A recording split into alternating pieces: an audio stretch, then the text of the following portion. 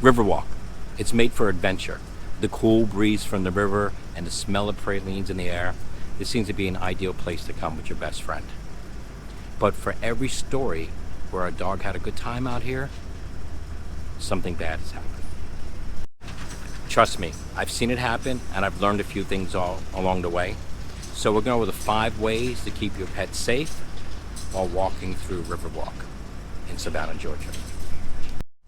One of the most important things, it gets hot in Savannah. And I'm not talking about the air heat. I'm talking about the ground temperature. We forget that our dogs are close to the ground and their bare feet are touching the concrete and they can burn their feet. So here are some tips you can do to protect your dog while you're walking through Savannah. One, try to come out here before 9 o'clock in the morning. It gets hot here and you want to make sure that the ground temperature isn't to the point where it's going to blister your dog's feet.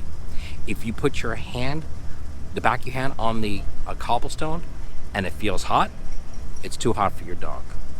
On top of that, you can also put a pair of shoes on your dog. That's very helpful too. That'll help them be able to walk on the streets a little bit longer. It's hot enough here to cause significant burns on your dog's feet that you might wind up in an ER with your dog. So take the precautions I suggest, and this will help prevent that from happening. Mistake number 2. Riverwalk is a tourist area and it is busy. It's a sensory overload for your dog. So if your dog is reactive or anxious, maybe it's not a good idea to go during the busy times. Try and find times where it's a little quieter so your dog can enjoy him or herself. Also, be an advocate for your dog. If your dog is having problems and people are trying to pet your dog or getting too close to your dog, say something. Get that distance your dog requires to feel comfortable. How's Marne? He's in training, so please don't pet him right now. The third mistake many people make when visiting with their dogs to Riverwalk is not leashing their dogs. Savannah has a very strong leash law. They want you to have your dog on leash at all times, and this includes Riverwalk. Now, you can bring your dog to patios to eat, but ask the host first to make sure that it's allowed. And on top of that, make sure you keep your dog close to you to keep everybody safe. The fourth mistake is parking. Many people panic parking. The first spot they see, they pull in. But sometimes it's more difficult to be parking on River Street than in a parking garage because these steep hills you have to walk up.